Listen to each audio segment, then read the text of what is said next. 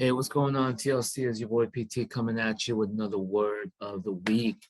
Hey, if you guys did not know, if you haven't been following, we are in a preaching series at TLC called Refined by Fire. It's a series that's designed and created to help believers grow into maturity through the power of the gospel. And it's going through the letter of First Peter. Now, to that line of thinking of kind of growing into maturity when you're facing trials and tragedy, right? I wanted to offer some practical wisdom of how we can be of help for those who go through struggles around us, right? I think we've known people who've gone through pain like a death in the family, diagnosis of a disease, miscarriage, lost job, a divorce, a breakup. Um, we want to help. And since living in the age of social media, the first knee-jerk reaction we have is to pick up a phone to offer some words of advice or kindness. And if you're like me, the moment you hear that someone is hurting, you pick up your phone, you text them. And if you're like me, you probably always text the wrong thing, right?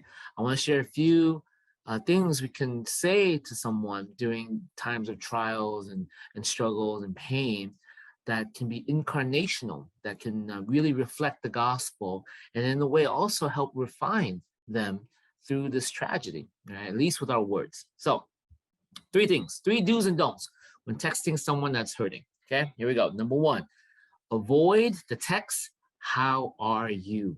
Okay, when someone is hurting, texting them, how are you, seems like an obvious thing to say, right? How are you?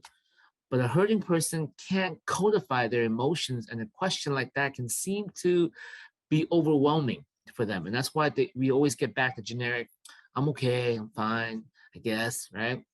So instead of texting, how are you, text them something that affirms who they are in the midst of this hurt. For example, say, hey, you are strong, you're resilient, and you're an unyielding warrior. And if you ever forget that, I'll be there to remind you. Right? Imagine getting a text like that. Right? So that's one. Okay. Number two, avoid how can I help? Okay. So my love language is service. So the moment people ask, I'll jump right on it. That's just how people with love language of service do. Which also leads me to always ask this question, assuming that people are so focused and clear in the middle of their emotional roller coaster that they can actually articulate the ways I can be of service to them, right? And it's usually not a very helpful question to ask because the heart behind it is great, but again, it can be too overwhelming of a question for the moment. So instead of asking, how can I help? Um, Text them something like this. Hey, I made a bag of practical things you're going to need during this time, along with some goodies. I left it at your door. Remember, you were loved and not alone. Right?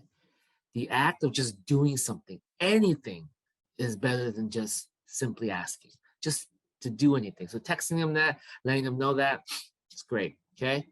Um, Third thing, last, don't. Okay. Avoid texting unsolicited advice. Avoid texting unsolicited advice. It's true. You've probably gone through the very similar things that they've gone through, very same problems and situation, and you have a lot of wisdom and advice that you can offer. But unless they ask for it, don't offer it. Don't text them any advice. Right? Don't text them saying, I get it, or I felt the same thing before. It doesn't help. It's not helpful at all. So instead of texting that, text this. Hey, we don't need to say anything to each other. I'm just going to sit with you as you go through this, to listen, to binge on K drama if that's what you want, and to cry our eyes out if as you feel the highs and lows of this. Period. Be there in 15. Right? Something like that, where you're just there. You're there to listen, you're there to feel, you're there to empathize. Right? So next time you face someone who is hurting, going through some sort of trial or tragedy, or just hurting their life, one way in which you can be incarnational, one way in which you can reflect the gospel to a person in this situation to help mature and strengthen and even um, walk with them is making sure that instead of saying, how are you? Text something that affirms who they are. Instead of saying, how can I help? Or texting, how can I help? Okay. Text them, what you did and how to access what you did for them, right? And instead of texting unsolicited advice, just let them know I'm gonna be there. I'm gonna sit. I'm gonna cry with you. All right. Hey, church. I hope you guys have a great season. It's the end of October, coming to November. 2 more months this year. So let's finish strong, finish well. You guys have a good one.